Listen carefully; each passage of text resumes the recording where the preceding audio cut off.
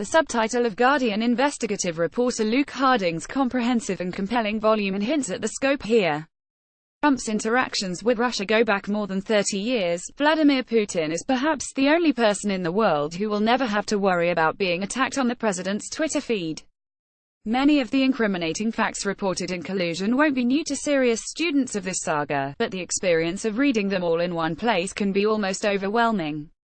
When, less than halfway through the book, ex-MI6 spy Christopher Steele describes the Trump-Russia conspiracy as absolutely massive, it sounds like classic British understatement. Quick guide: the story of Donald Trump and Russia comes down to this: a sitting president or his campaign is suspected of having coordinated with a foreign country to manipulate a U.S. election. The story could not be bigger, and the stakes for Trump and the country could not be higher. Investigators are asking two basic questions: did Trump's presidential campaign collude at any level with Russian operatives to sway the 2016 U.S. presidential election? And did Trump or others break the law to throw investigators off the trail? While a majority of the American public now believes that Russia tried to disrupt the U.S. election, opinions about Trump campaign involvement tend to split along partisan lines. 73% of Republicans, but only 13% of Democrats, believe Trump did nothing wrong in his dealings with Russia and its president, Vladimir Putin. The affair has the potential to eject Trump from office. Experienced legal observers believe that prosecutors are investigating whether Trump committed an obstruction of justice. Both Richard Nixon and Bill Clinton, the only presidents to face impeachment proceedings in the last century, were accused of obstruction of justice. But Trump's fate is probably up to the voters. Even if strong evidence of wrongdoing by him or his cohort emerged, a Republican congressional majority would probably block any action to remove him from office. Such an action would be a historical rarity. Former Foreign Policy Advisor George Papadopoulos pleaded guilty to perjury over his contacts with Russians linked to the Kremlin, and the president's former campaign manager Paul Manafort and another aide faced charges of money laundering. Investigations have an open timeline. Thank you for your feedback. As a former Moscow correspondent and the author of A Very Expensive Poison, about the assassination of Alexander Litvinenko and Putin's war with the West, Harding has the perfect background to write this book. He never forgets that Putin has the soul of an assassin. When Harding wrote an article in 2007 displeasing the Russian Federal Security Service (FSB), he was summoned to Lefortovo, the FSB's notorious pre-trial and detention center in Moscow, where Litvinenko had been held before he was murdered.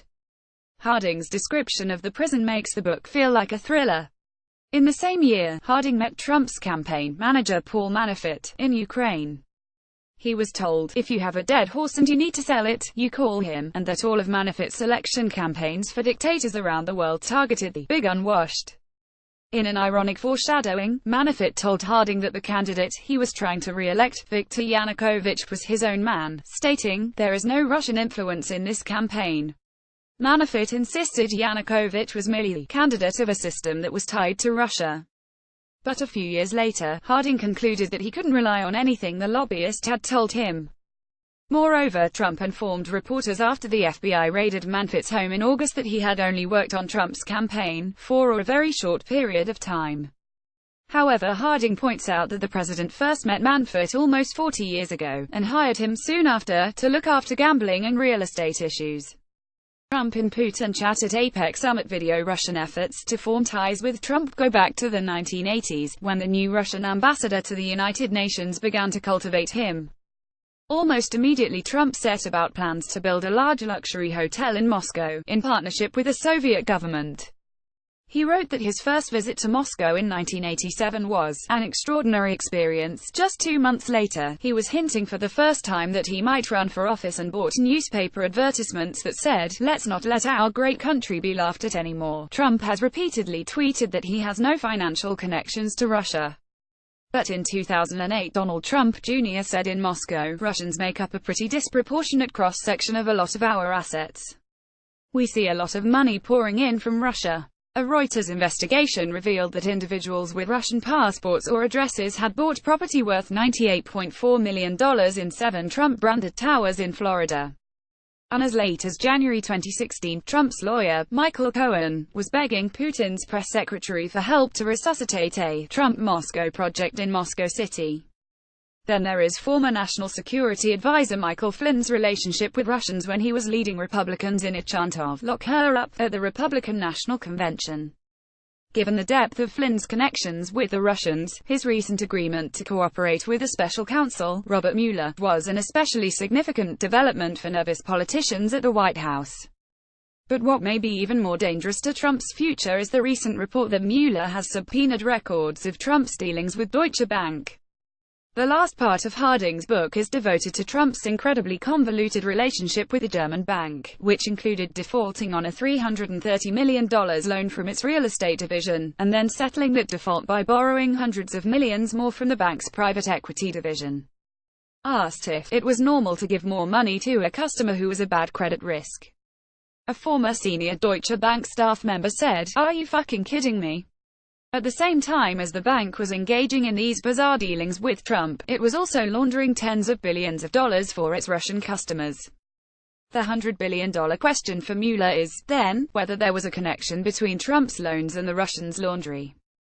The book leaves the strong impression that there has been so much unsavory activity between Trump, the Russians and the German bank, that a talented lawyer such as Mueller, who has hired a dozen of the toughest prosecutors in the U.S., is almost certain to make a federal case out of it. As to the question of whether there was direct collusion between Trump and the Russians to get to him elected, the last word should go to Adam Schiff, the senior Democrat on the House Intelligence Committee, and the public official who probably has the deepest and widest understanding of this. On CNN, Schiff recently declared, "We do know this. The Russians offered help. The campaign accepted help. The Russians gave help, and the president made use of that help.